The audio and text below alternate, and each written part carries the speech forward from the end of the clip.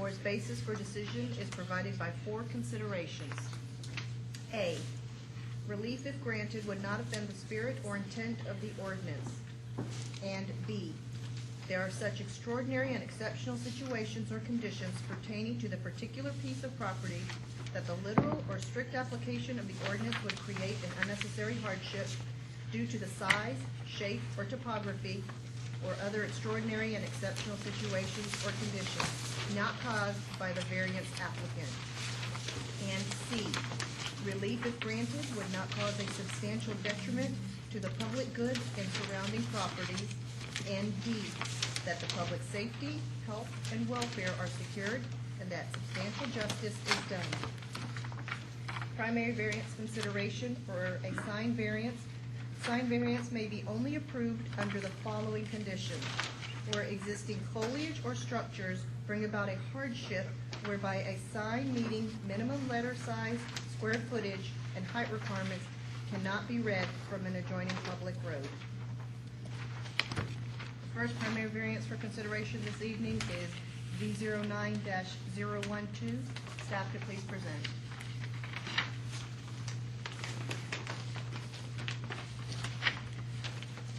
Petition B09-012,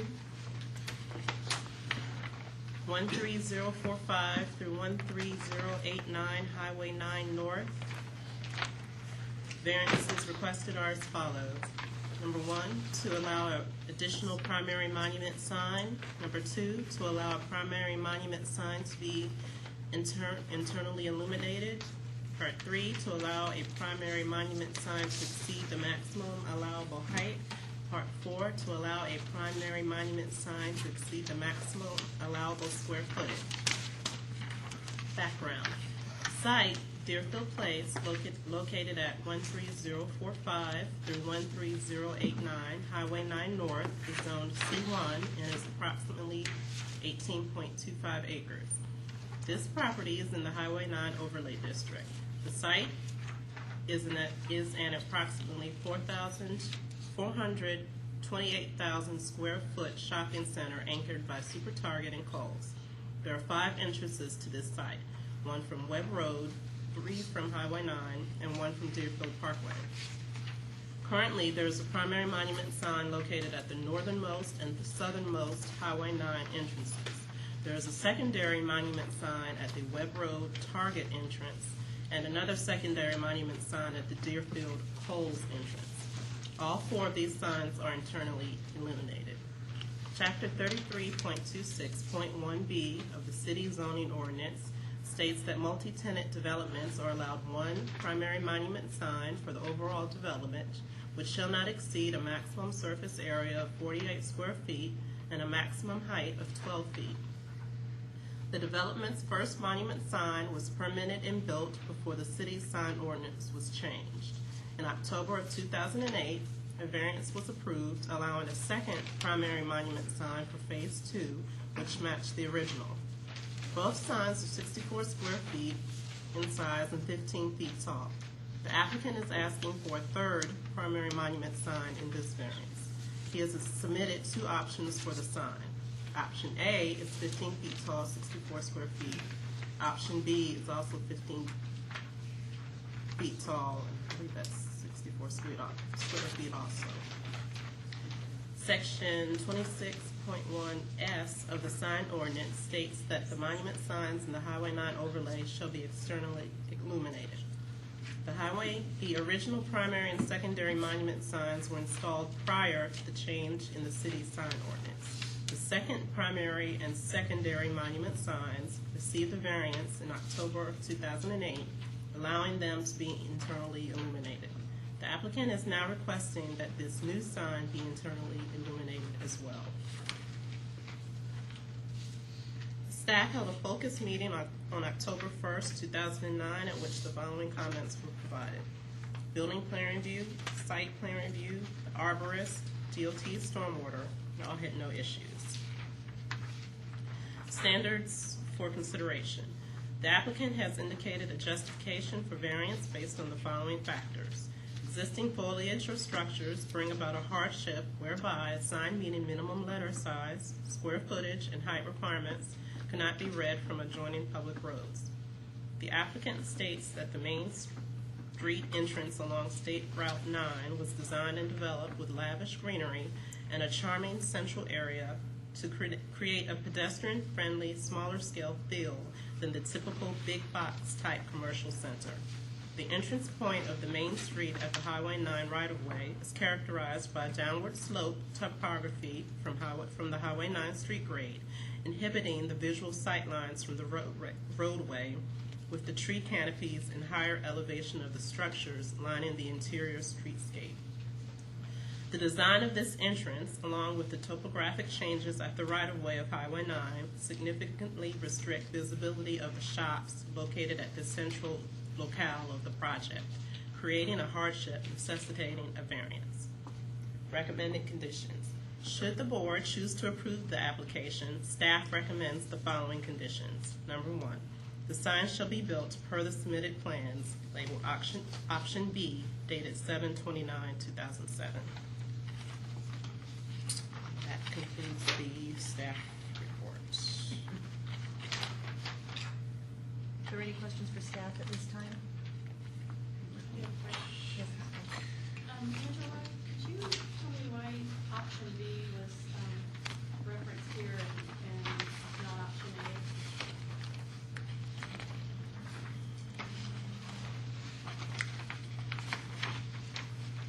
It's kind of a subjective choice, since I believe option B is the taller sign, yes, and since they stated that, They're the same height on my diagram. actually, yeah, they're both 15 feet.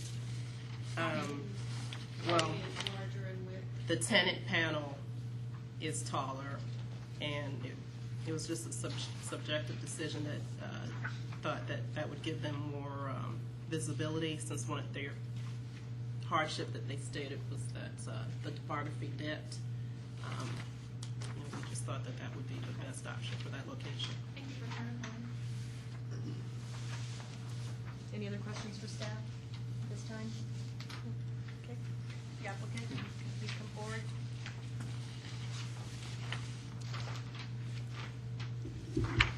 Good evening, ladies and gentlemen. My name is Wendy Butler, and I'm here on behalf of Sembler. I'm also here with Brian Snelling, who works with the Sembler Company, who is also the applicant on the application. As you know, the applicant is requesting an additional sign so that the centralmost pedestrian-oriented development has signage. What we have is the 18 acres. Yes, thank you very much.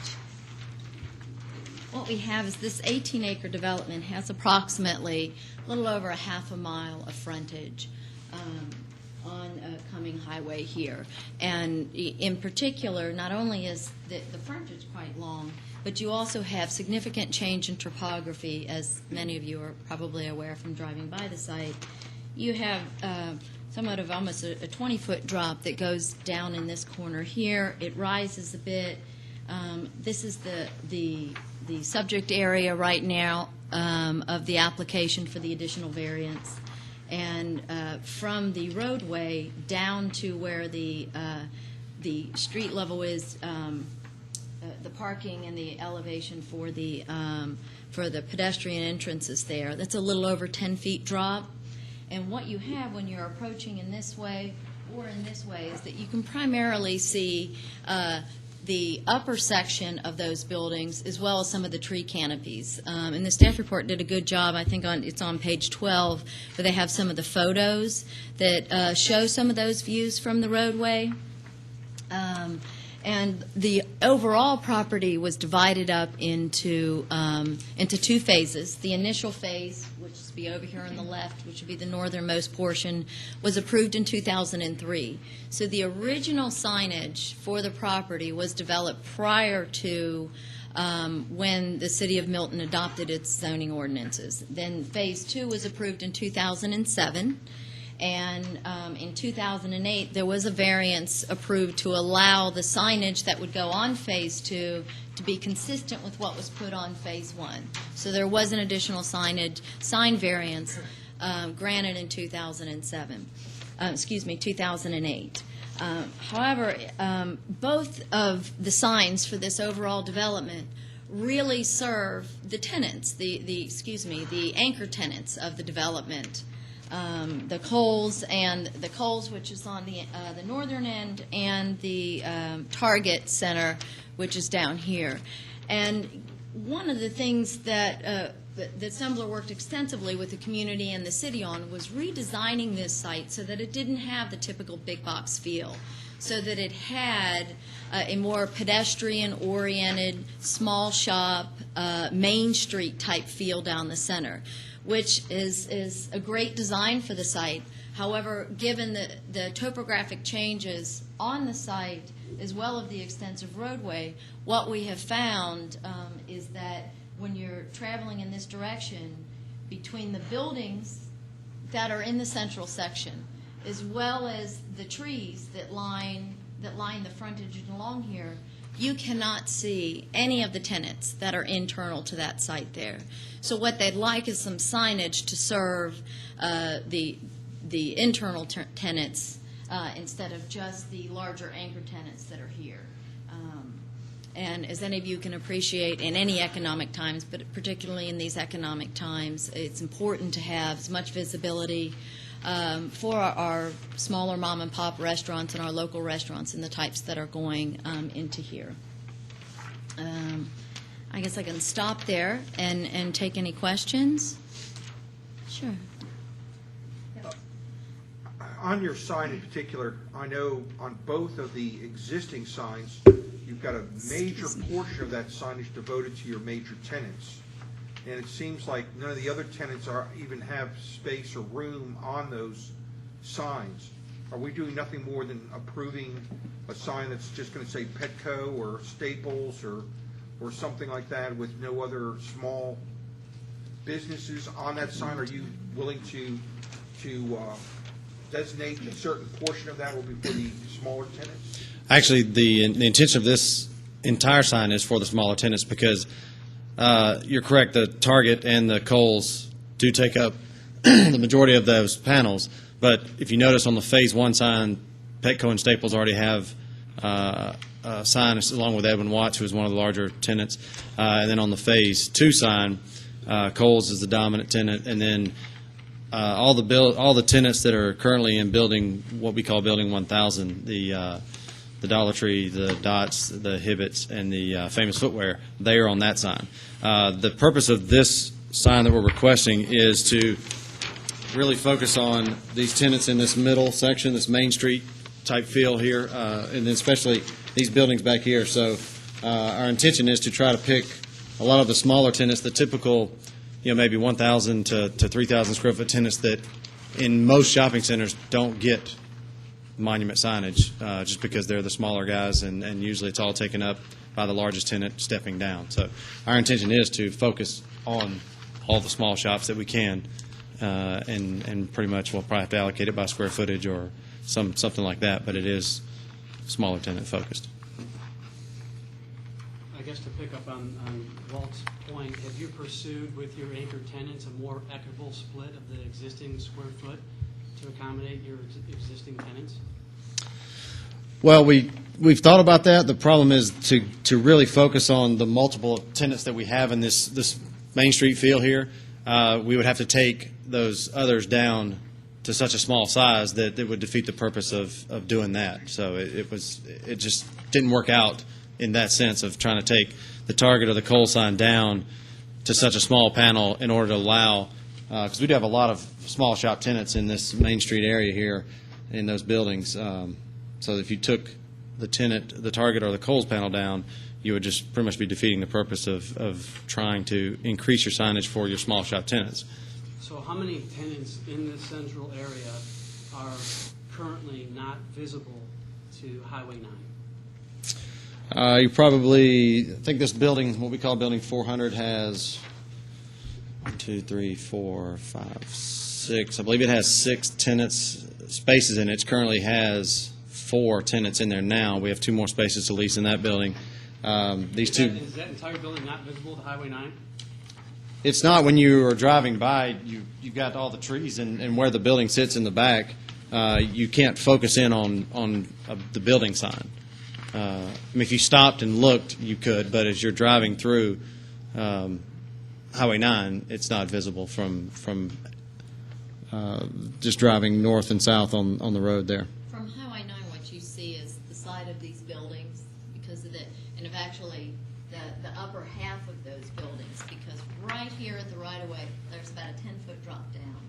And so you see the tree canopies when when the foliage is heavy, and then you see the upper parts of those buildings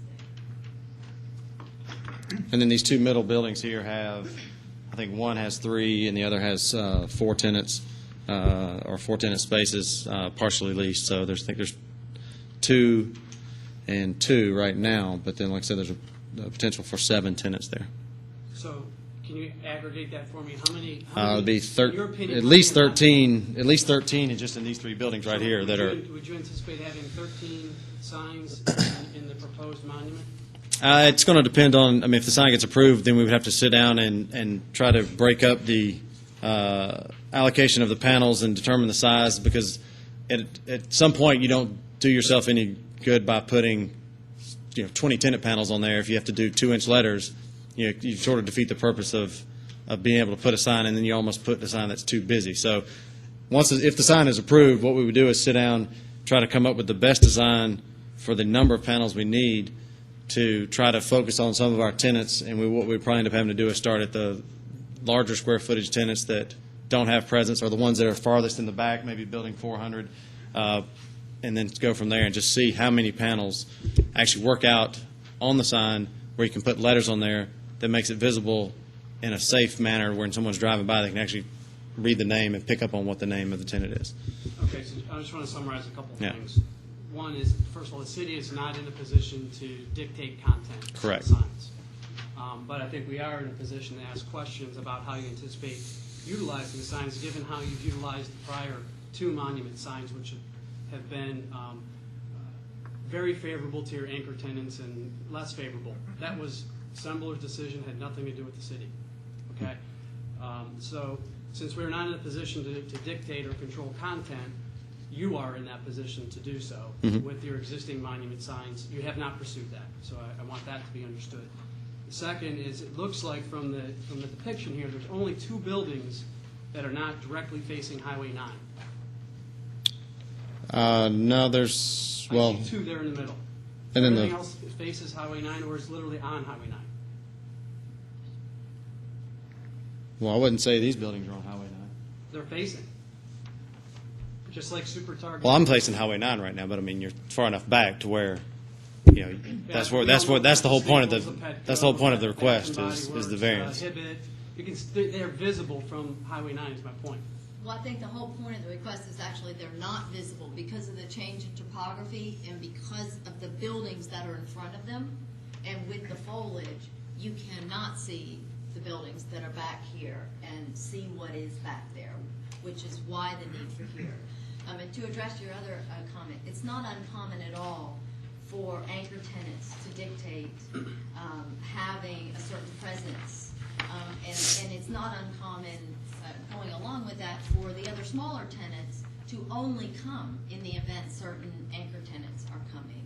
So the anchor tenants really drive even the ability to bring these other here, which is why it is very common in any shopping center to see the anchor tenants getting more. And in fact, if the anchor tenants aren't happy and go away, you find there's actually a domino effect in there. The reason for my questioning, though, is the basis for us to determine whether or not a sign variance is warranted is based on whether or not there's an impairment to the visibility to the current signs that are there or the current buildings. And so I'm looking for you to demonstrate where the topography or existing foliage is impairing the visibility to these locations. And seeing a top view like that does not help me as a board member make that determination. But that's the single and only premise that we can approve a sign ordinance. And I understand that, and I'm sorry if we weren't being clear enough. I did think the staff did a good job with the pictures that are on page 12, but by way of explanation, because I don't have additional photographs for you, you have the grade at the road here drops about 12 feet down to, from right when you enter the site to where any sign would possibly be. And with that, then you have buildings that are down at that lower grade. So when you are sitting on Cumming Highway, what you are looking at is actually the top half of these buildings, as well as the top half of the foliage that lines the highway, as well as is planted throughout the site. So you do not see these buildings here that are in front and this foliage coupled with the topographic changes as you enter here absolutely impair the visibility of the signs on the buildings that are in the back. And that's what we were talking about. And the reason we have a top view is so you can see the sheer volume of trees. I mean, we're required to put one every 5, or basically 2 every 5 parking spaces. And you can also drive around most of the shopping centers in this area that were done prior to this development, and even some after this development. And there aren't that many with that strict of a tree requirement on their parking lots. And so the sheer volume of trees that we have, the fact that these buildings are turned internal and the entrances are on the sides, not facing Highway 9, it makes it very difficult for these tenants to be visible as you're driving. I mean, sure, you can stop right here and stand in Highway 9, and if you stand in the right spot, you can look between the buildings and between a tree and possibly see a sign, but no one is standing there looking at that. What I'm looking at is when you drive, what we're trying to do is draw traffic in, and people that are driving along Highway 9, that's where the impairment comes from. I'm looking down that corridor in the enclosed packet, page 12 of 16, and I'm looking down to see your main tenant right there at the middle, which looks to be a Bath and Body Works location. And the 2 buildings along Highway 9 are clearly visible from Highway 9. In fact, the only place to put signs based on the current building designs are along the upper band of those buildings, which is consistent with how all the signage is. And that's these 2 front buildings. Correct. We're not talking, and what I was telling you earlier was we're talking about these 3 buildings are our most visually impaired buildings. The 2 in the middle, not the 2 at the front of the street, and the 1 in the back. Okay. And those are the tenants that we would try to focus on. This is it was stated earlier by your counsel that the topography posed challenges for the 2 buildings that were adjacent to Highway 9. I'm seeing differently from this picture. I don't think we said the buildings. I misunderstood me. I meant these buildings are actually Part of the- are impairing the They're part of the visibility impairment. of this back here, and it directly relates to not only the streetscape here, but to the change in topography. If Cumming Highway was down and at grade with the same level as the rest of the shopping center, you would not be looking at the top half of buildings and the top half of tree foliage as you're trying to see the buildings in the retail center that is in the back of the site. That change in topography, as well as the trees, and there's substantial trees that are along the highway here and throughout the site, along with the third factor, there's really 3 factors. It's the change in topography here, it's the extensive foliage, and it's also this streetscape design here. Now, the streetscape design would not, what I mean by that is the central Main Street design here. When you're driving through there, you do not have the ability to see these buildings back here because of the trees, because of the change in topography, and because what you're looking at is the tops of these buildings, or the second half. It's not looking at the actual roof line, but the second half of those buildings. It seems like every 6 months we revisit signage issues in this project. And the only reason we keep on revisiting it, whether it's signs on the windows, it's signs on the buildings, if it's off-premise signs or it's temporary signs, it's continuously issues with signs.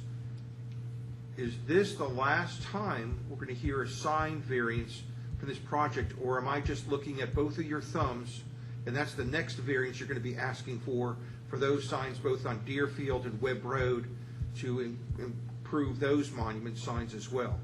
I mean, I understand the problem. I know the sushi place back there, you couldn't tell it's back there unless you drove back there.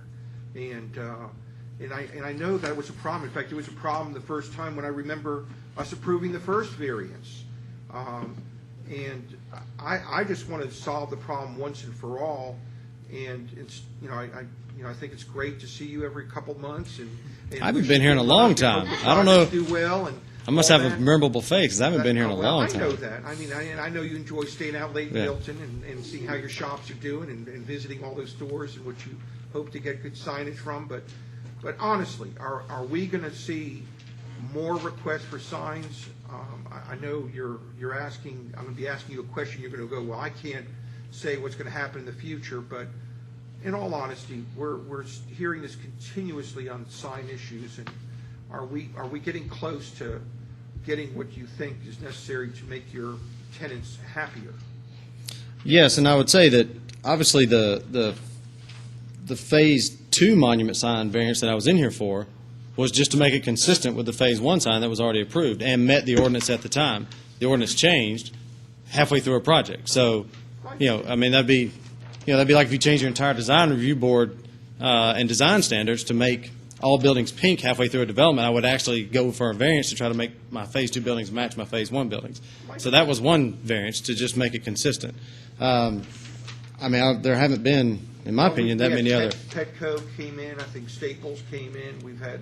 Well, now tenants have, Yeah, I know that. the right to come in. I mean, I can't stop that. So, but as far as variances that we've come in and requesting, I think they've been in harmony with the intent, and sometimes, and a lot of times, a lot of the ordinances, for whatever reason, if other tenants thought that, weren't consistent with other things in the area. They weren't consistent for a development of this size. They were made.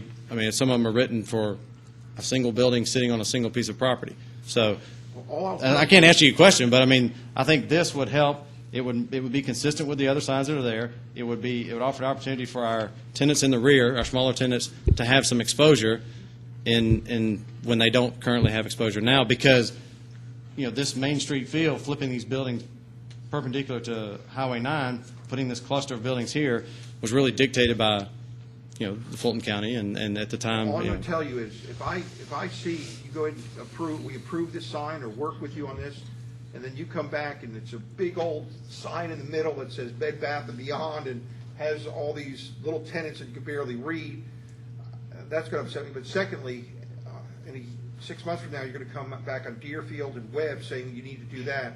If you're going to do that, let's stop. Let's reapply for that. Let's get it done with once and for all, and make sure that we're fulfilling all your needs now, because I sure like to put this project to bed. There's been no discussion of changing any sign on Webb Road or changing any of the existing signs or changing any of the signs on Deerfield Parkway.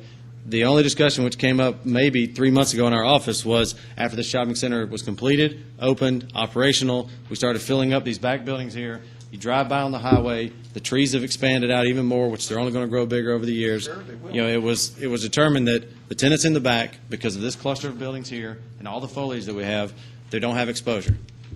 And so we said, what could we do? Thought was, we have third driveway. It's 1,500 feet between the current signs, plus or minus. This is about halfway between. It seemed to make sense to try to ask for a sign to go right there to help some of the small shop tenants get some exposure from the traffic up and down Highway 9. Makes perfect sense. So that's the status of the request.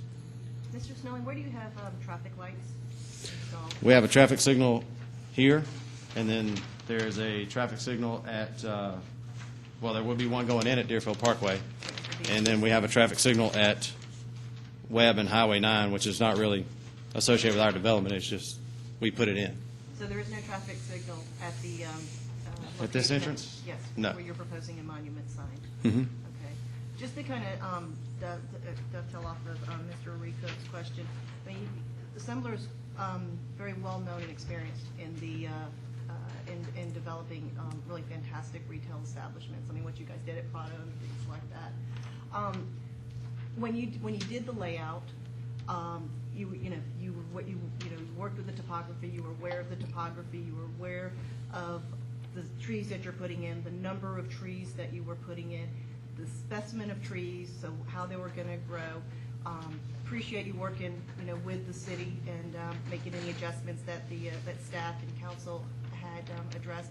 Is there a reason that when you looked at that and that this wasn't brought to attention earlier? Well, to be honest, we felt it was going to be a problem, and it usually is. But at the time, we were going through rezonings and other things, and we asked for, could we expand those trees out to maybe every 10 spaces or every 15 spaces, like many other shopping centers are. But at the time, we didn't get that. We didn't get. We were trying to figure out ways to lay out buildings, and as you're developing a project of this size, I mean, this is an old site plan, so you can probably tell. I mean, this building's, doesn't look like that anymore. It's more a little spread out, but the things change so much over the course of a development.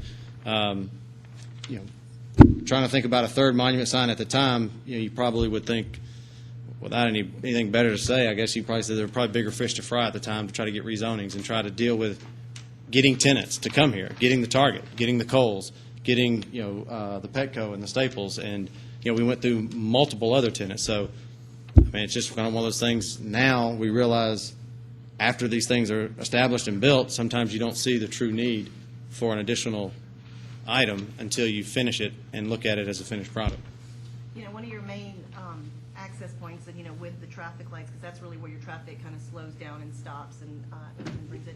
How have you utilized internal directional signs or identification signs, heading to streets? To businesses and things.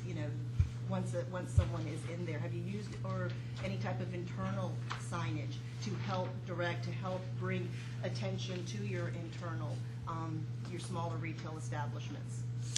No, we don't have internal signs at any of these internal intersections because there aren't a lot of them. You come in here and you can turn, but then it's a straight shot all the way to Kohl's. And with a few, there's maybe a stop sign here at the intersection where these buildings are.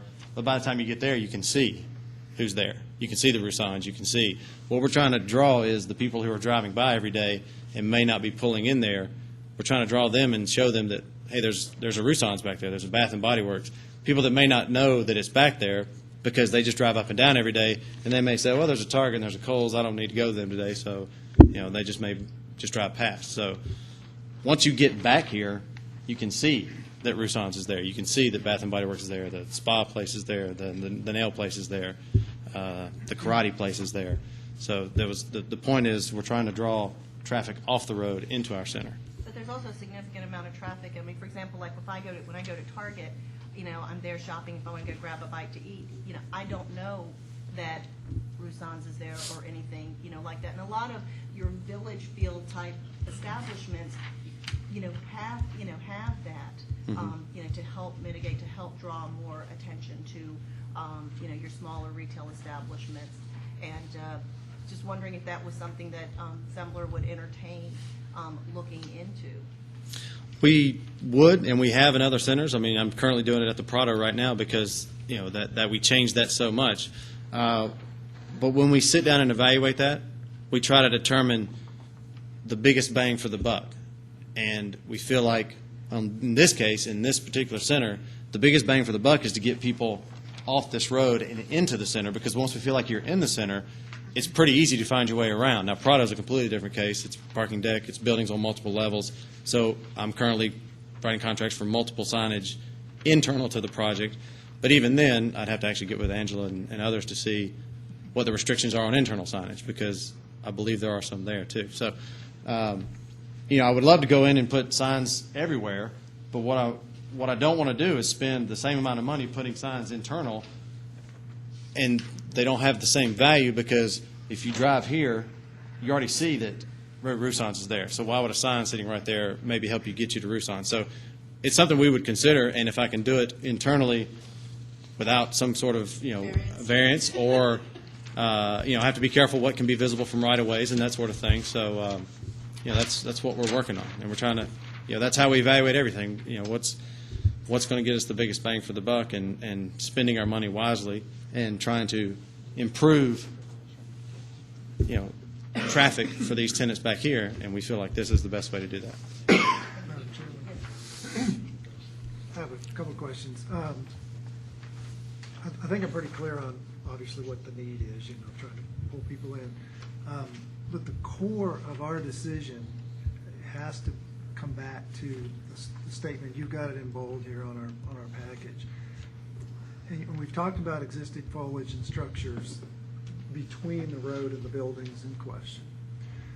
So I think it's pretty clear that you have foliage and structures in between blocking the view of the buildings that are back there. But it's not just the view of the buildings that I'm concerned about. It's the visibility. Let me just read it. The foliage and the structures have to bring about a hardship whereby a sign, and the sign that I'm talking about is the signage on those buildings in the back now. Not the buildings themselves, but the signage on those buildings. Those signs meeting the minimum letter size, square footage, and height requirements cannot be read from the road. So my question is, if the foliage was not there, if the buildings out at the road were not there, would I be able to read those signs at the back of your development? Because if I couldn't read those signs anyway, then it's not the foliage and the structures that are bringing about a hardship. The hardship is just that they're so far off the road, which I realize is why you're wanting to put the sign out there, to get people to know what's back there and get people in there. But we can only grant the variance if it's foliage and the structures bringing about a hardship where we could not otherwise read your sign. So I guess if you talk about the distance of the buildings from the road and the size of the signs on those buildings at the back, and would we be able to read those signs if not for the trees and the structures? Well, I mean, I think you would have, if you didn't have anything in between, Right. I mean, you could probably argue you could, but you could also make the circular argument that, I don't know, if the city of Milton keeps reducing their, 5% to 2% to 1% of wall area, you're going to have a tenant that might have 10 feet of frontage. I don't care if you put him on Highway 9, you still might not be able to see a sign. So, I mean, you could. I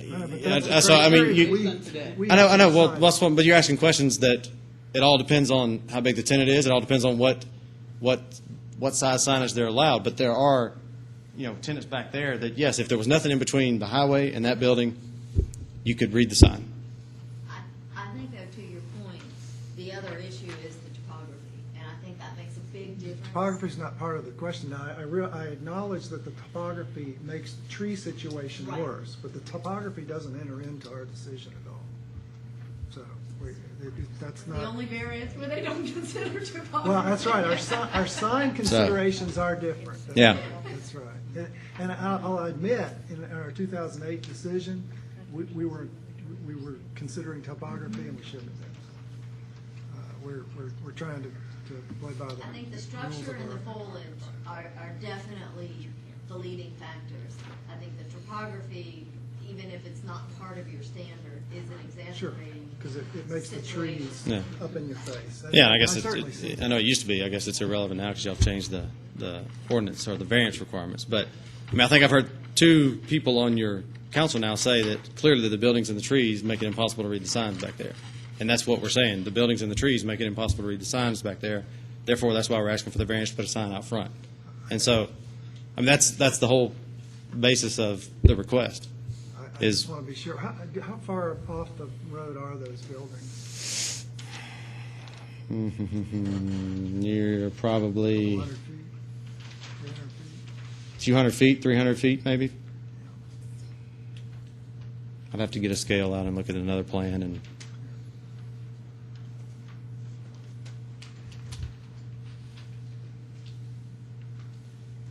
Let me re-ask my question now that you guys have clarified some of your positions. How many tenants are blocked? In this case, by foliage? at some point, all of them are. I mean, I don't know how to answer that. If you go stand anywhere you want, because you tried, like I said, you're picking out a still photograph on page 12, I can go stand at probably any location along Highway 9 and I could possibly see a sign, but I could also go stand at any location on Highway 9 and I could be blocked by a sign or have a tree or a building block a sign. So we have multiple tenants back here that are blocked in not only these 3 buildings, but in other buildings. But what we're trying to do is get a sign and focus on the tenants that are the most blocked in the hardest buildings. Okay, so. Well, like right there's 13 tenant spaces just in those 3 buildings. So we would start with 13. It'd be where I would start with you saying 6, 3, 4 tenants at a minimum in those 3 buildings. Then you could probably say, okay, well, but this tenant's probably blocked over here, but or the tenant, if this tenant goes into, if this building splits into 2, then the tenant on the backside of that building might be blocked also. So at a minimum, we have 13 tenant spaces that I would say are blocked right now. 400 feet is the answer to your Thank you. question. So, but it, like I said, it could change depending on if we go in there and split up some of the spaces because they may be too big. This building right here has currently 4 spaces in it, but the middle space is left wide open, and we were talking to 1 tenant to take it, or we're talking to 2 tenants to take it because it's 4,350 square feet. If we talk to 4 1,000 square foot tenants, that would add 4 more tenants to your list of block tenants. So it all depends on how we split it up. The way it's demised right now, 13 in those, and the building that's currently sitting here, I would say 3. So you're looking at 16 or so right now, and it could go up. I have Yes. a question for you, 3 actually. That's a lot of tenants to put on what we're seeing visually on your signage. So do you anticipate putting all those tenants on this sign? You said 13 and 4, or? No, right now I don't. I just have to, like I said, we'd have to see. I think if you look at some of those panels there, they're roughly 2 by 3, 2 foot by 3 foot on those signs. We'd have to evaluate the font of the tenant letters. What size can you pick that would allow the letters to be on there where it's visible? There's studies done all over the place of, a highway that has a 45 mile per hour speed limit. What size letter do you need to be visible from 10 feet off the road, 20 feet off the road, 30 feet off the road for it to have an impact where the person driving doesn't have to slow down to 5 miles an hour just to go by it slow enough to read the actual sign. So, we would sit down. If the sign is approved, we know what square footage we have to deal with. We would try to divide that sign up and to make the most sense. And we would probably start with the tenants that are the most or the least visible tenants and try to start from there. There's all kinds of ways to allocate it. Do you pick, the largest tenant that's in the back because he's renting the most square footage, therefore he has a little more priority maybe, or do you pick the one that's the smallest that has the smallest building sign because his 5% of wall area is much, much less than the big guy's 5% of his wall area, which is what dictates the building sign. So it would just be, if it's approved, we would sit down with our sign designer and say, what makes sense? Is it 6 tenant panels? Is it 9 tenant panels? Is it 8 tenant panels? Is it, So will you be? I don't know that 13 would fit, so that's where, it would be. Have you looked at doing signage on the face of the buildings? Like I know some of the retail spaces in the back already have face signage on the front of their buildings. Do all of them have visibility? Do you have signage on all of those buildings along the back? Any tenant that's there has a building sign. Some of the spaces are empty, so that's why some of the building space does not have a sign on it right now. But it would be, if we lease the space, the tenant would at least put their building sign up. And it was hard to tell in the photos. Also, could you give me the exact location of where you want to put the sign? Because one, it shows it on the left side of the corridor, and then your circle shows it in the middle. So where exactly are you proposing? My circle this shows, monument sign? what we're thinking is probably on the north side of the intersection, because the other signs are on the north side of the drive aisles, so it seems to make the most sense there.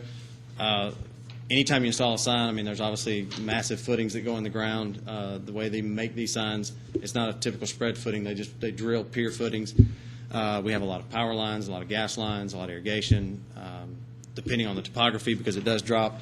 It would be on one side or the other of this driveway.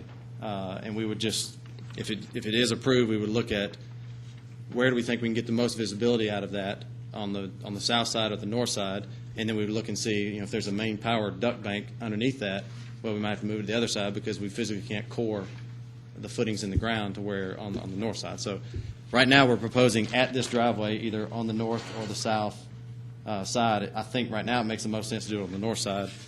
I just have to evaluate that a little further if it does get approved. When you consider that, besides the power lines and any gas lines, do you look at ingress and egress safety issues for Highway 9? Is that all? Yes.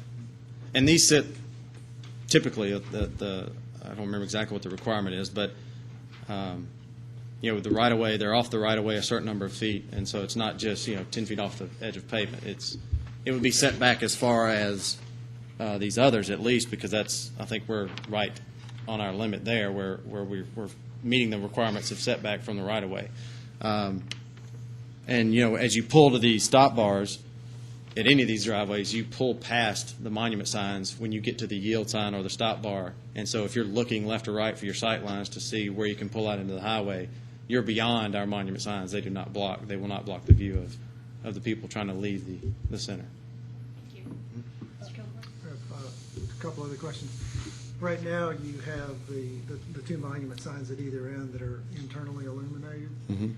Of course, the ordinance only allows for one, and it only allows for external illumination, so you've already got variances there for the internal illumination and for the extra sign. Well, actually, we have two phases, so it was allowed. Okay. We have the right number of signs per phase. Okay. But they were supposed to be externally illuminated according to the overlay. You had said earlier that the goal of the whole design was pedestrian-friendly, small shops, Main Street feel. And that's one of the reasons that we are going for the external illumination on these things. Would this sign work with external illumination rather than internal? You've got a symmetry now of internal on both ends, so it's not going to be an out-of-balance situation if the one in the middle was externally illuminated. It's kind of dark in that area of the roadway anyway. I think it would go a long way to helping you maintain that pedestrian-friendly small shop Main Street feel if we could at least maintain external illumination on this sign. How would that fit into your plans? I mean, it would be something we could look at. I would say this sign was designed, permitted, and under construction before the ordinance changed from internal to external, so that one was never supposed to be, and this one was never supposed to be externally. We did ask for the variance on those two on the second phase of the development just to be consistent. One problem with external illumination is, that we see at least, is one, it will not be consistent with the other signs on the shopping center.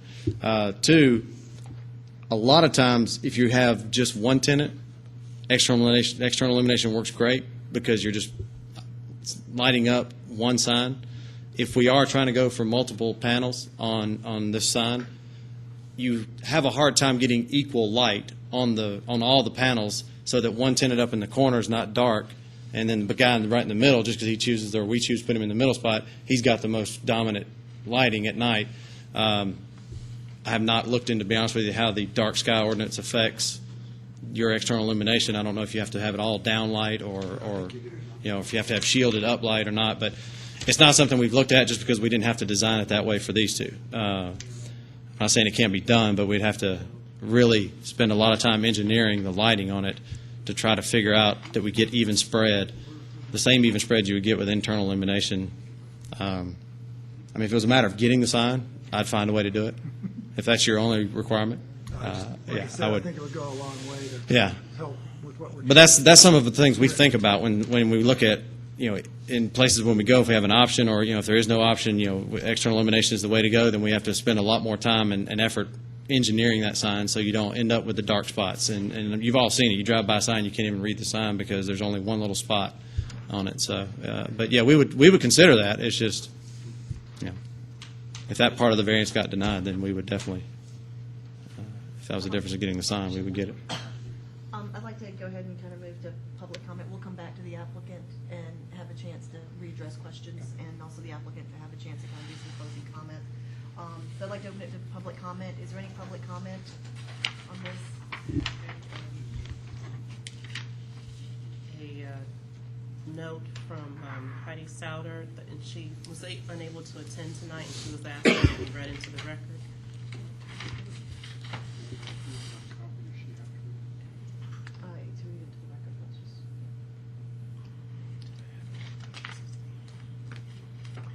Good evening, members of the BZA. I, Heidi Souter, reside at 525 Sunflower Court in Milton.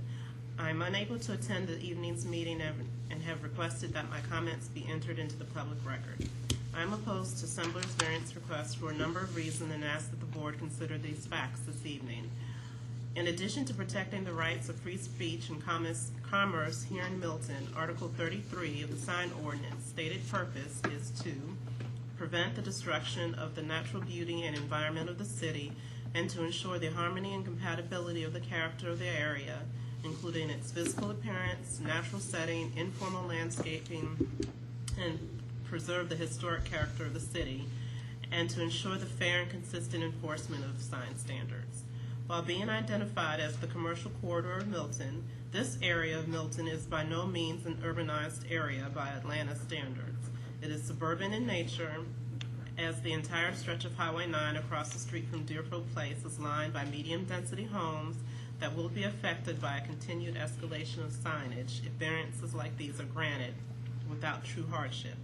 There is a better way to entice shoppers than to barrage the community and prospective shoppers with monument sign after monument sign. It can be done in a more effective and tasteful fashion. Great examples are the Forum Shops on Route 141 in Duluth and the Avenues, Forsyth off Exit 13 of Highway 400. Both shopping plazas utilize permanent freestanding signs at strategic locations within the shopping plaza to advertise to direct shoppers to stores and eateries. This also contributes to the walkability factor that is mentioned within Sembler's petition. Freestanding signs, benches, and flower pots all provide a welcoming feel within a shopping area and entice people to park and browse through the stores. The Highway 9 Design Review Committee is currently reviewing overlay standards and guidelines for the Highway 9 area. Residents and business owners are looking for ways to visually enhance the Highway 9 corridor. Signage greatly impacts the look and feel of an area.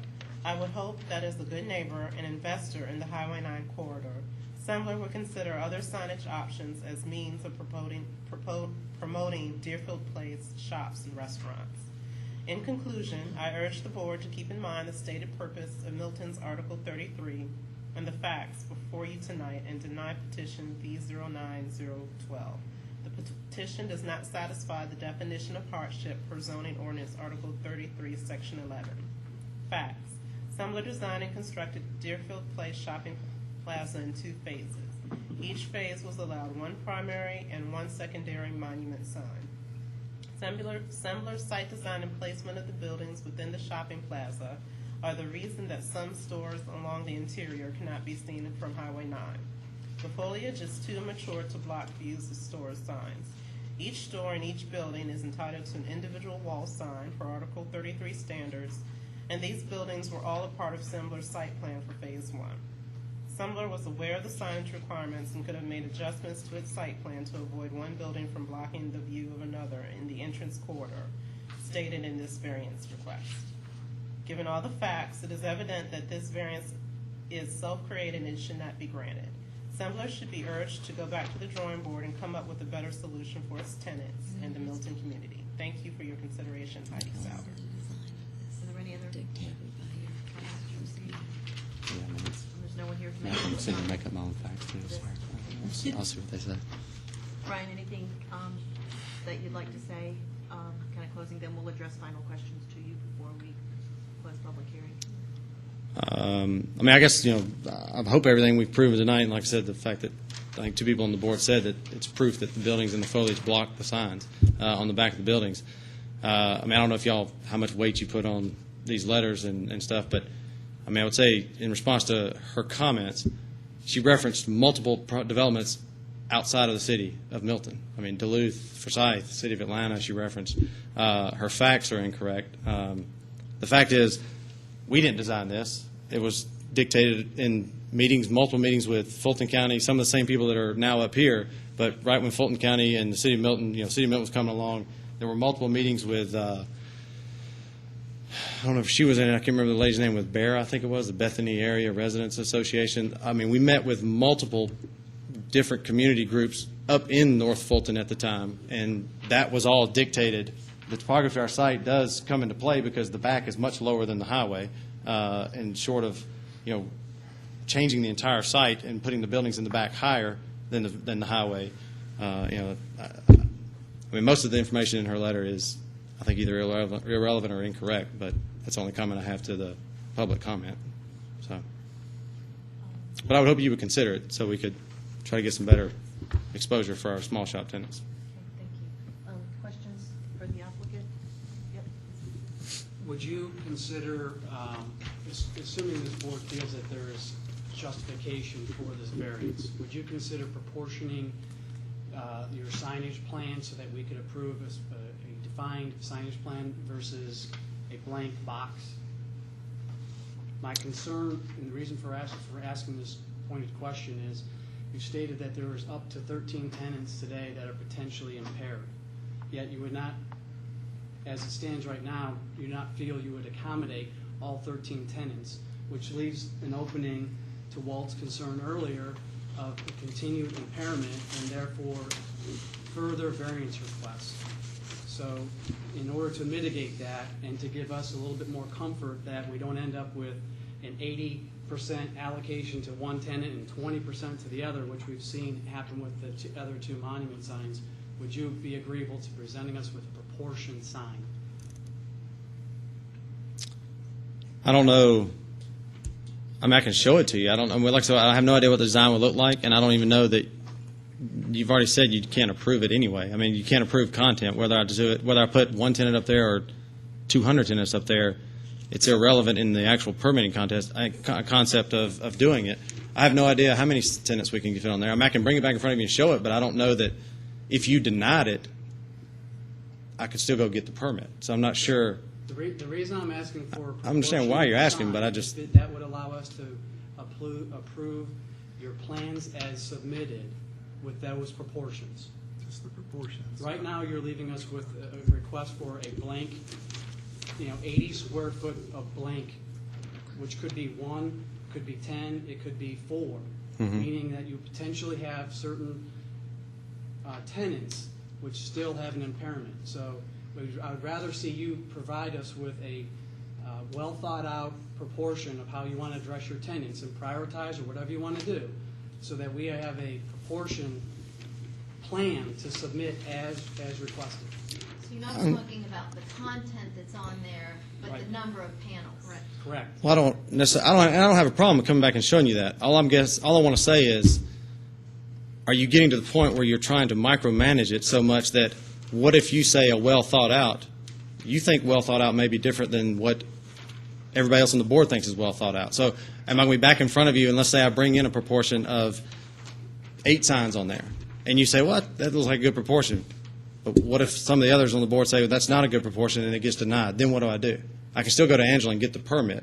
So I'm trying to figure out the need for the micromanagement of it. I'm not opposed to bringing it in here, but does it really change anything at the end of the day, I guess is where I'm trying to get to, because I'm going to sit down with, if it gets approved, and try to come up with the best layout that benefits the most tenants and still is a aesthetically pleasing sign. It matches the standards of our developments. I completely understand where you're coming from. I'm just trying to figure out how do you get to the end result, because your definition of well proportioned or well thought out may not be what other people think. And so Scratch the word well proportioned. Okay. I'm just asking for a proportion sign. The reason I'm asking for this is Assembler had the discretion to allocate the sign space on the existing 2 monuments, and that's how you laid it out, which now creates a challenge or a constraint for some of your remaining tenants.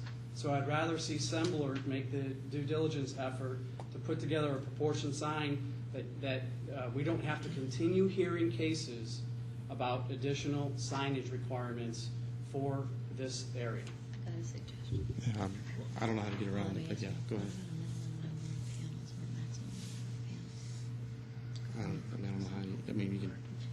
I don't know what that number would be though, until we lay it out. No. So then I could bring it back I mean, in. is there a range? Like, I mean, you're looking at, You're not going to end up having one tenant No. dominated if you are willing to commit to a certain minimum number. yeah, I guess I'm trying to figure out just like how you get to that, because let's say on this one, if we looked at it realistically, even if it panels, Brian, I think you'd make a lot of us happier if we knew whether you were gonna put up you do one nine name, there. But if you say 8 minimum, names, Sorry, 10 names. I was trying to figure out how proportion. I- What? I Sorry. think you'd make us happier if we knew whether you just were gonna put 1, 2, 8, 12, 16. I think, because your main concern is there's 16 places that aren't represented on a sign. We know you're not gonna put 16 names on a sign because that makes no sense. But are you gonna put 2 on there, you're gonna put 8 on there? Well, let's say, I guess I could take a shot in the dark here at looking at the 2 signs we have now, which probably page 7 and 8. I believe if you look at that, the Hibbett Sports, I mean, you can clearly see on the option A sign that the bottom 6 panels are exactly the same size. Each one's the same size. And I could do 3 more up there where Kohl's is. Right. All right, so that would be 9 on that particular one. If you look over at the Target sign, I think those panels are roughly the same size as the one. They're roughly 2 feet by 3 feet. If you stack those, just looking at it, 2, 4, 6, 8, I could probably get somewhere in the portion in the amount of 8 or 10. So I would say somewhere, if I keep them that size, now some tenants may share one, you could split one or something like that, but it depends on the font you use.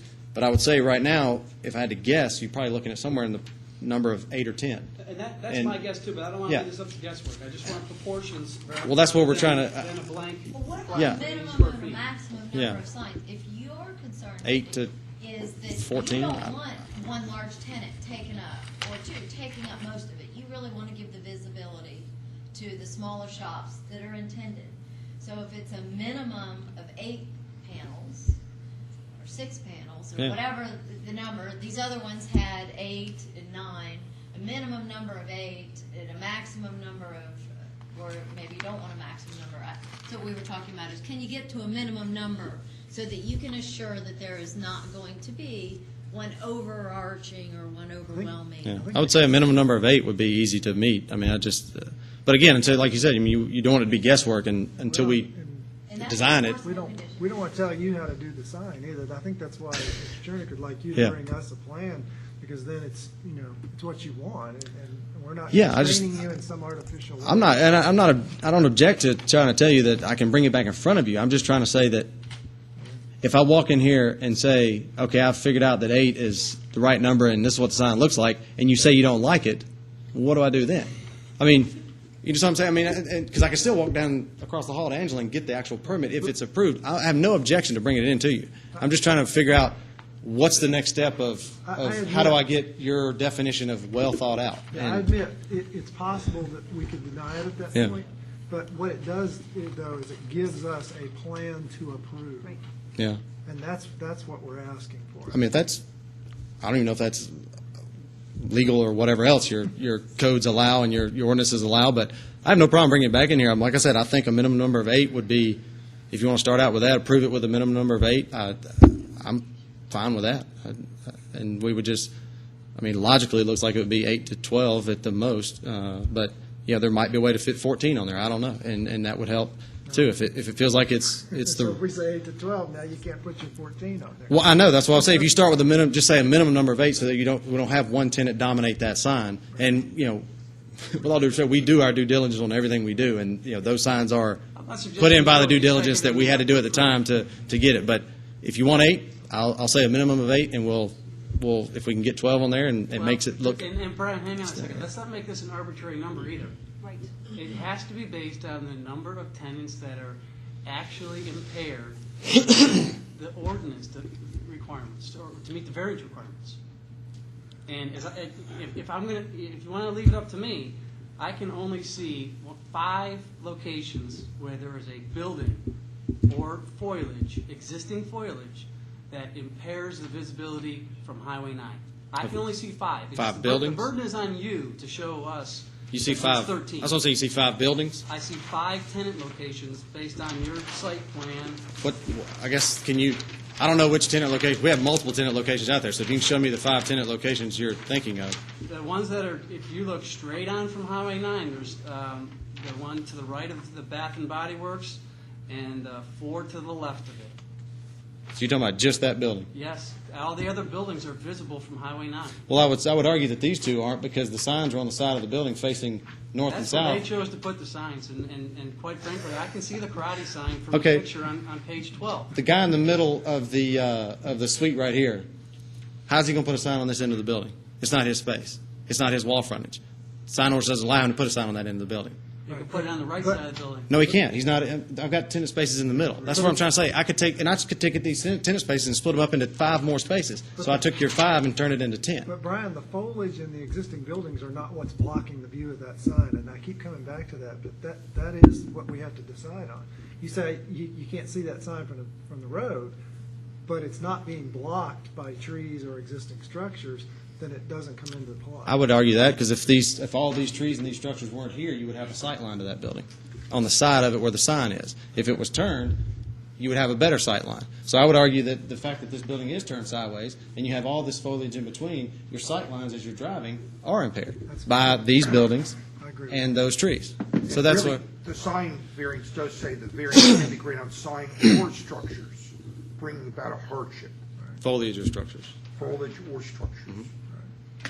I think, Brian, our challenge is, Answer my question.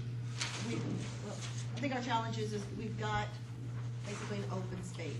And we'd like to, as a couple of the other board members have indicated, we'd like to have something that we can kind of use as a reference and say, based on, approve a certain proposed plan.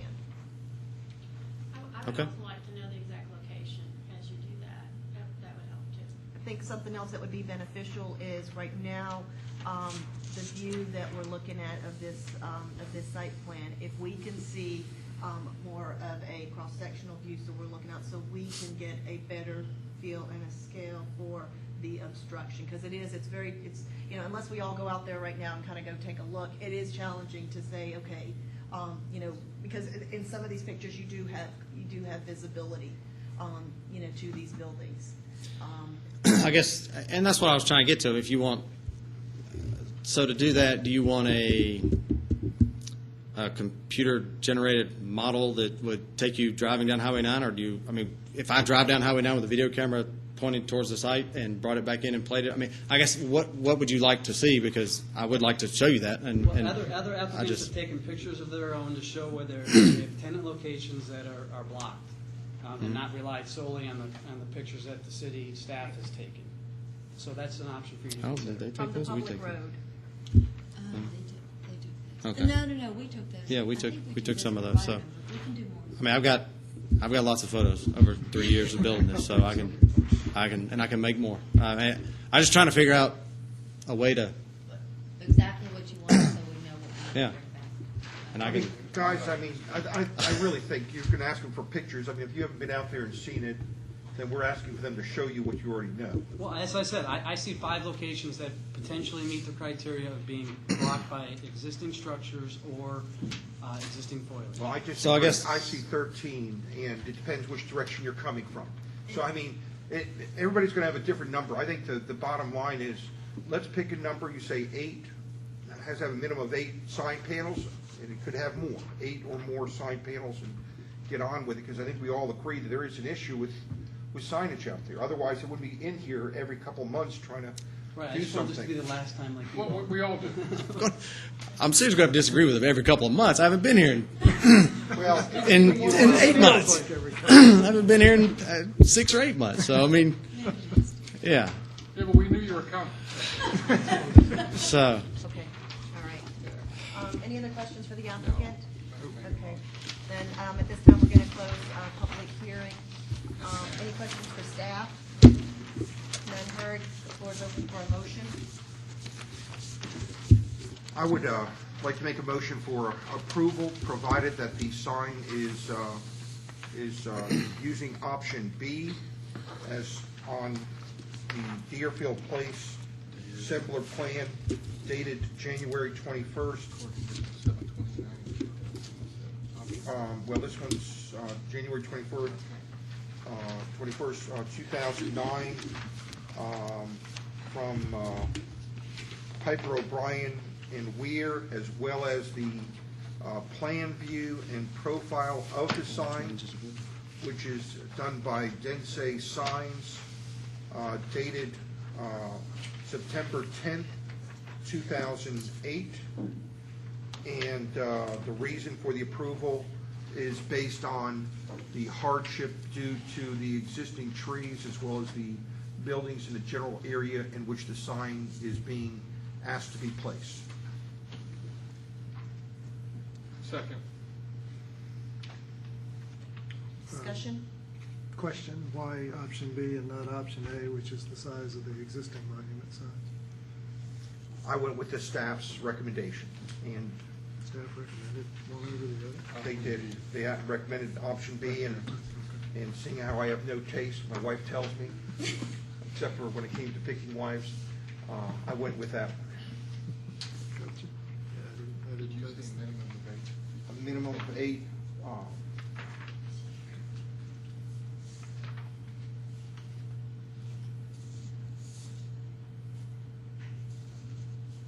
Any other discussion?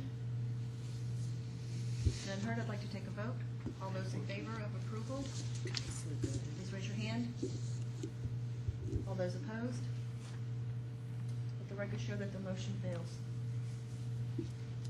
I make a motion to defer this case, allowing the applicant appropriate time to present a plan which we can prove into the record. Second. Discussion? None heard, I'd like to take a vote. All those in favor of deferment of B09-12, please raise your hand. All those opposed? Did you vote, Mr. Rico? I did. I voted the first time, saying yes. For deferment? Yes. Okay, thank you. Let the record show that the motion for deferment was approved by a vote of 5-1. Kerry Willis on the denial side, for the record.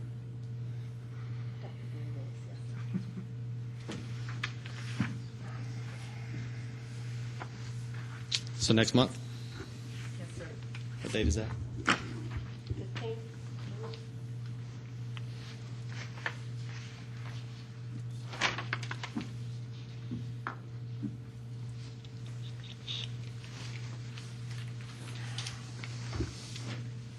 Okay. Do you have questions or clarifications? Of what you want to see? Yeah, see Angela. Angela, do you know what they want to see? I believe you want to see the, I will get, okay. Yeah, get rid of her out. which either one, but you want to see how the panels I'll are get laid it. out. We'll get you more feedback. Not content, just Yeah. Proportions, just line. Next agenda item is B09-013-2225 Dinsmore Road. Staff, please present.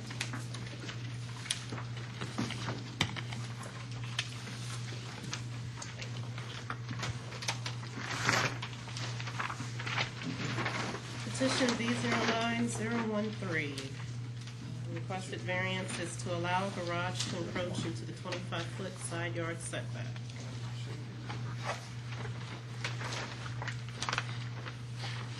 Background, the site 2225 Dinsmore Road is zoned AG1 and is located in the Valley View Estate subdivision. The property consists of 2.32 acres and is located in the Northwest Fulton Overlay District. Currently, there is a single-family home on the property with single-family homes on both sides. The applicant, David Grace, has been asked to construct a detached two-bay garage on the property. The garage will be situated so that it will align with the current concrete slab. This location will cause it to encroach into the western side yard setback by 8 feet. The garage will be 17 feet from the property line. Article 5.1.3 states that the side yard setback in AG1 zone property is 25 feet. No structures are allowed to encroach into this setback. The applicant is therefore requesting a variance to allow this encroachment. Staff held a focus meeting on October 1st, 2009, at which the following comments were provided. Building plan review, site plan review, arborist, DOT stormwater, all had no issues. Standards for consideration. The applicant has indicated a justification for variance based on the following factors. A, relief, if granted, would not offend the spirit or intent of the ordinance.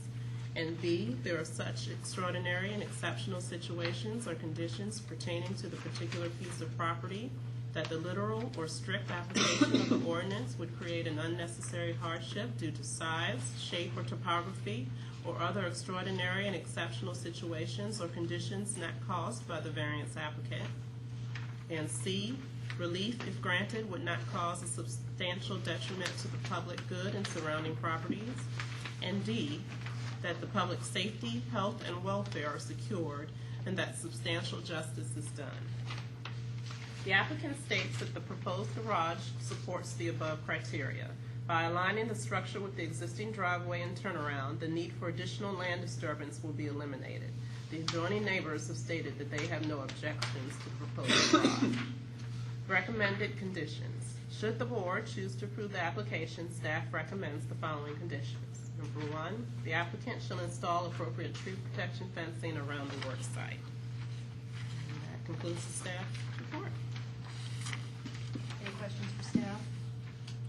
Angela, do we have any letters or anything entered into the record from the adjacent property owner of support as indicated in the package?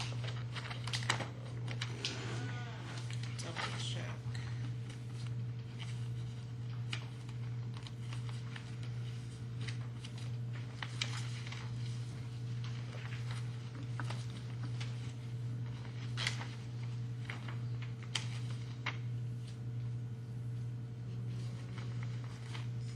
I don't believe so.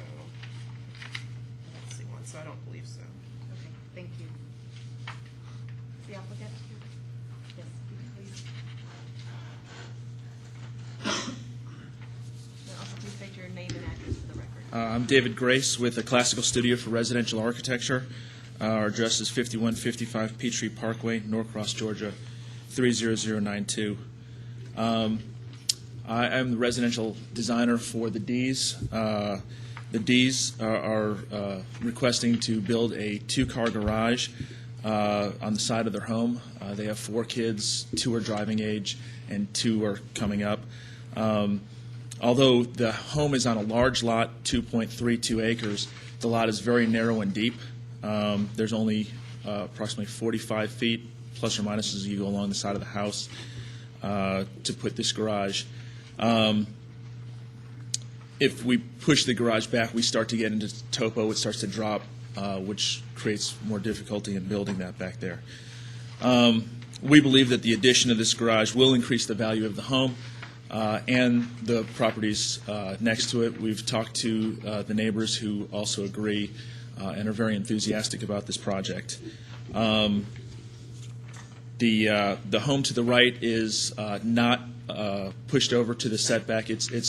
It's far enough off of the property line that you won't feel any crowding between the two homes, even with the addition of this side garage.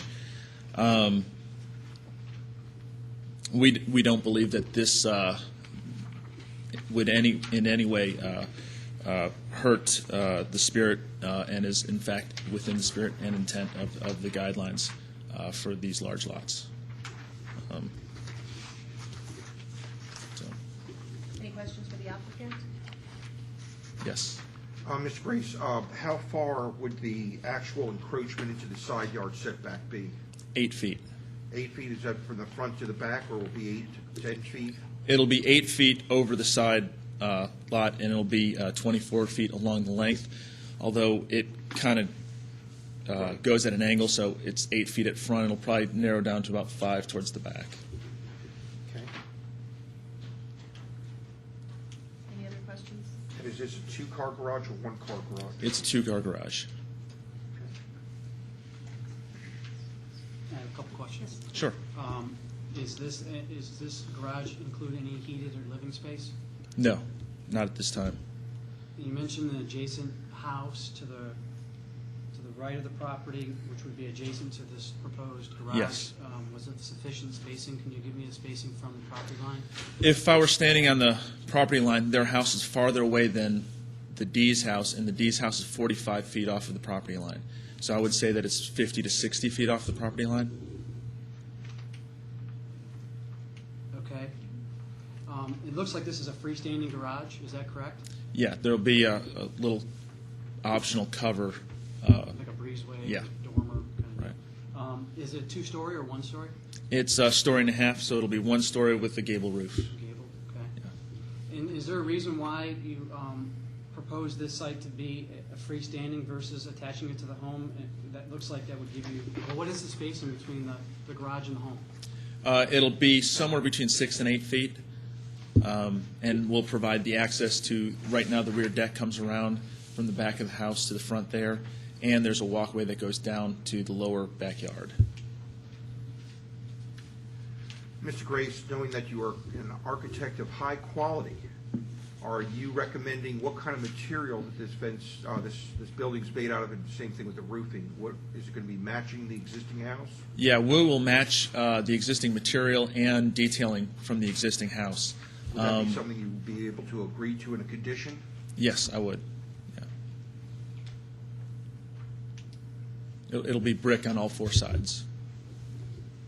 Any other questions for the applicant? Any public comment? Wait for just a second, just to make sure that she doesn't have anything to read into the record. Okay. Do you know if she's got anything to add?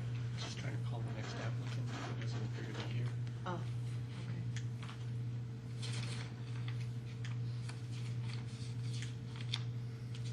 Why I'm looking.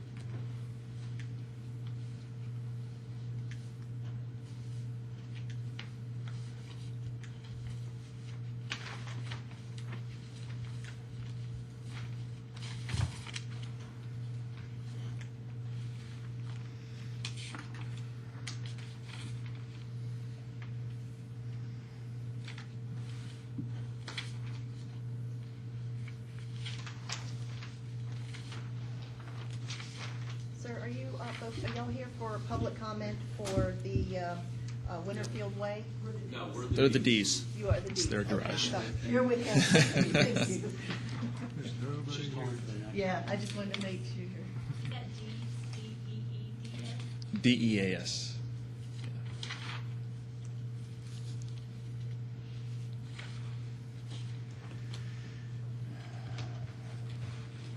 Four kids driving. Not yet. Just 2 driving. The other 2 are on the way. Well, I can tell you what I didn't find in her Nothing. folder, whether that's all. Okay. There's nothing in the folder.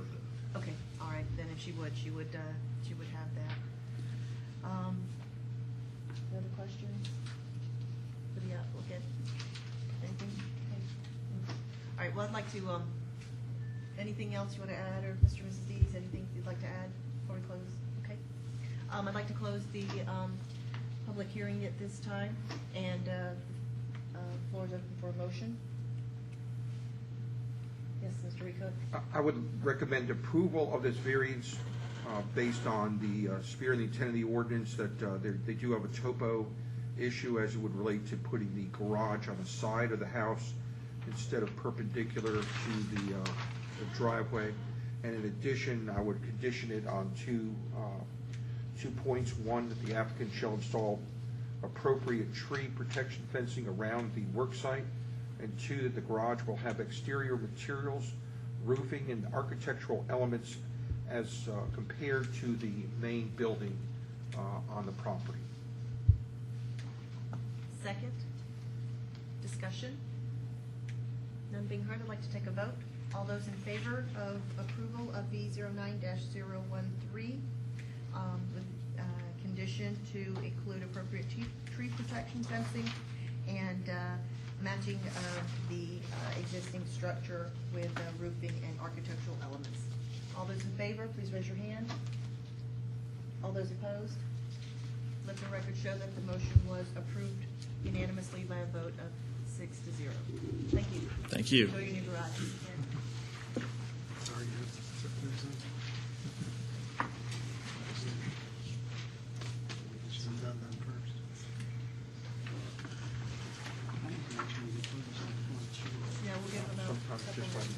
middle, that's where you wind up saying, oops, I've got to wait. But we have discretion.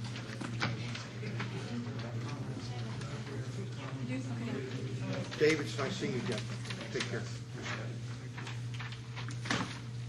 All right, well, since Angela's calling, we'll skip over a few minutes of B09-014 to other business.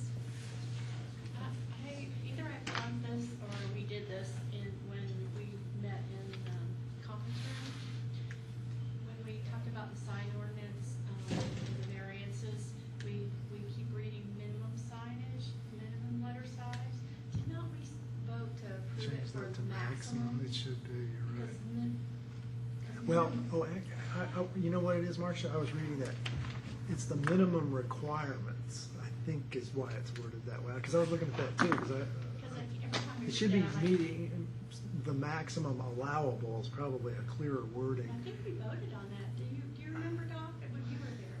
I don't remember that. No, because it got Voting to change redone the rule? 3 or 4 times through them, and I don't know how it came back out. Whatever the change may be, it would need to be a recommendation to the city council to make the change. You're not authorized to change the ordinance. Yeah, this was, For the we had done variance. that before, what you're saying. We had made those Well, does recommendations. anyone remember? That's why I have other business. Because I don't remember as well as most of you. I don't either. And this was a change to the ordinance or to the, Where it By- says the bylaws, minimum letter the size. bylaws.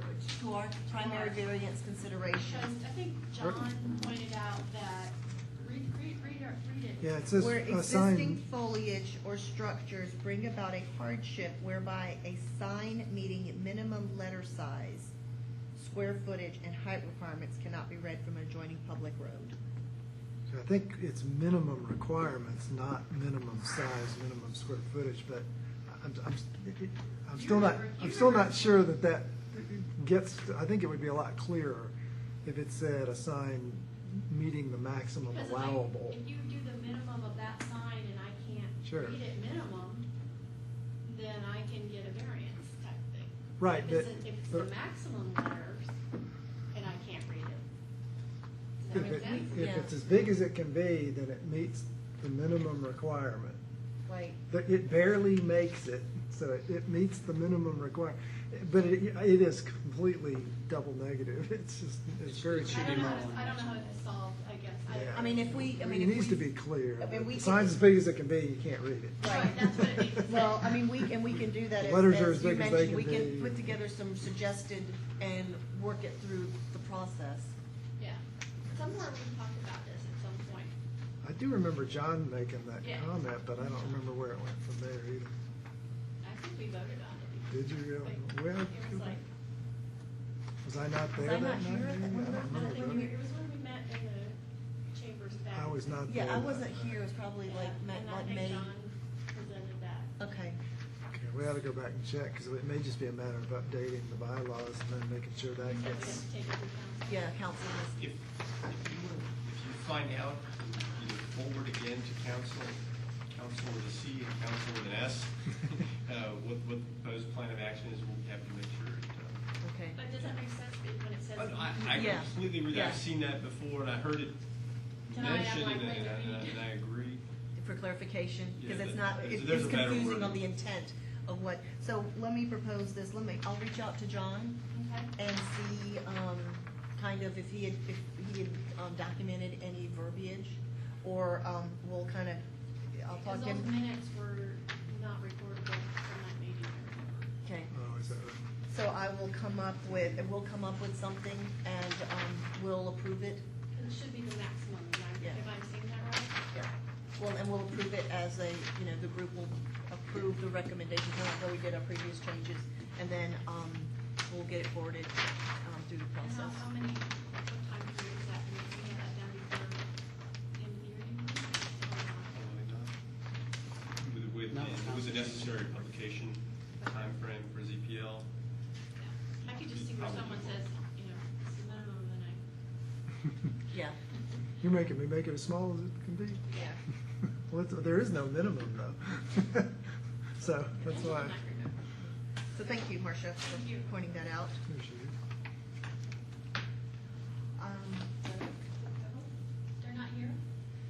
No, he's on 85 coming from Noonan. Well, we can do one of two things. We can go ahead based on the information that's been presented, or we can make a vote to defer it. What does he want us to do? Noonan's 2 hours away. He, they said they didn't know they were supposed to be here, so. He just left. Okay.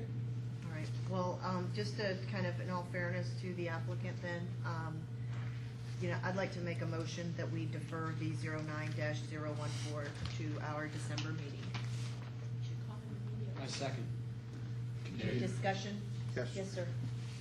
I'll be honest, I mean, I think I've read the package, I've looked at it, I've driven the neighborhood. I don't see what they're asking is anything unusual compared to the rest of the neighborhood.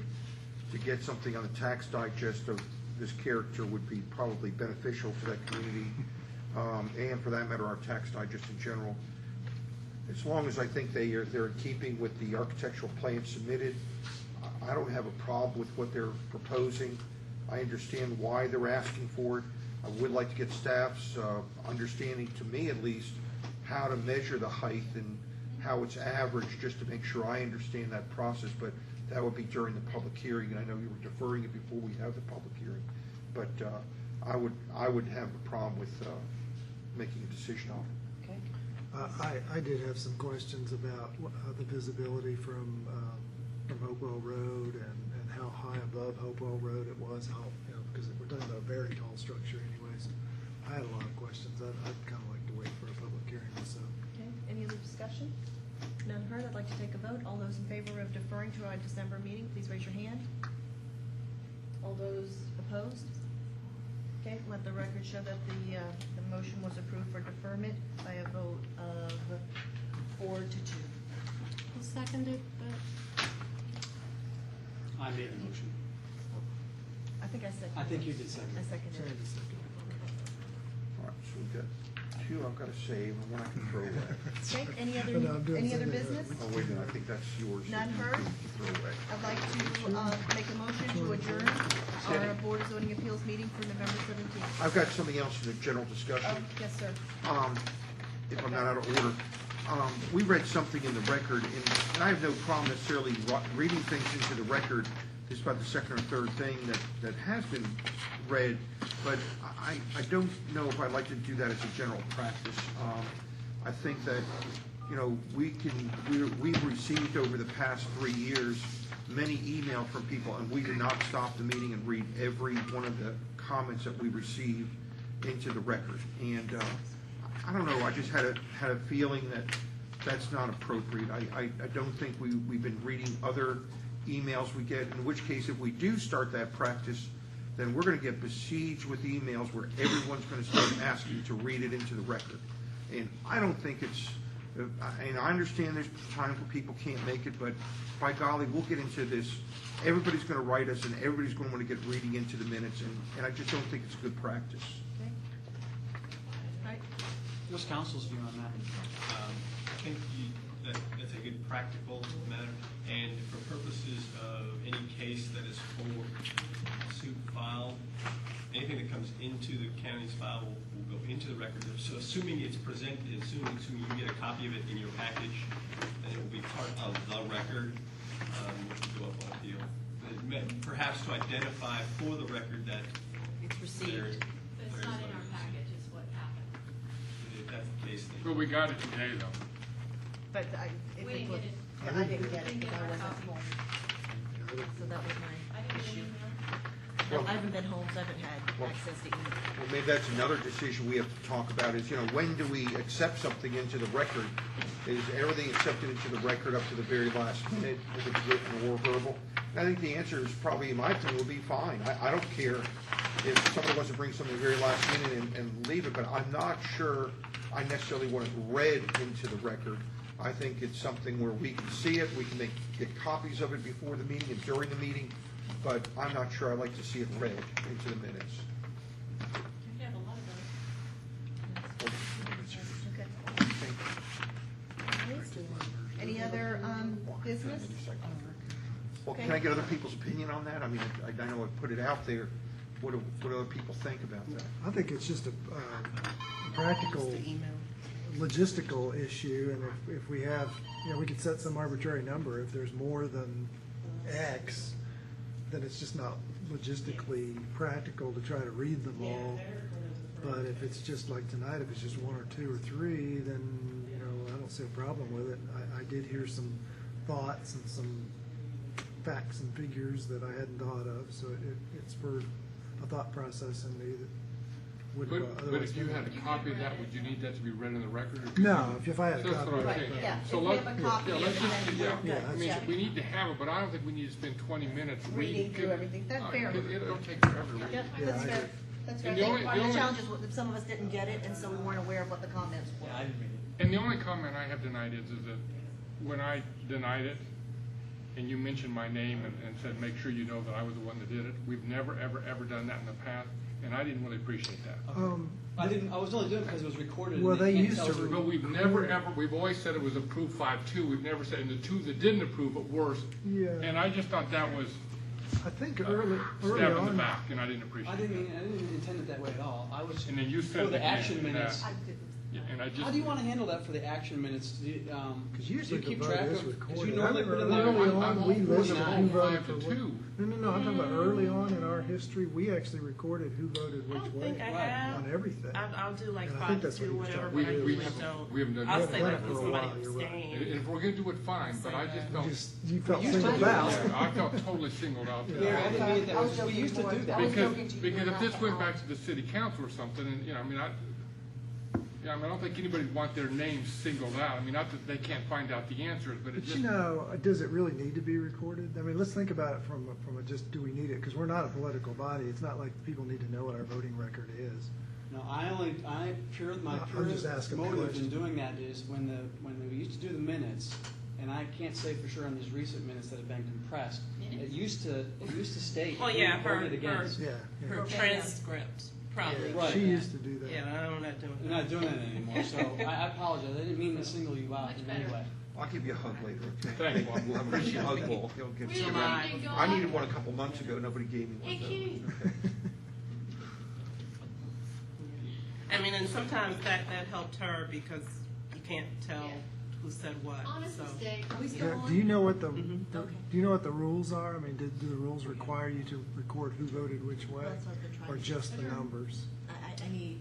I don't. I don't know, from I don't- Robert's rules or city rules? I mean, for my action report, I haven't been putting that in my action report. Yeah, But, I mean, she did it, Francesca did it for her transcript. right. Does city council put down the names of who?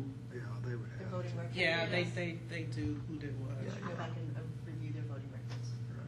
But we're not elected, so I just don't know if it matters. Call for a motion. Yeah, there's a motion on the table for adjourning of our meeting this evening. It's been seconded. I'd like to take a vote. All those in favor, raise your hand. Thought you were going to oppose. The motion for, we're adjourned. Thank you.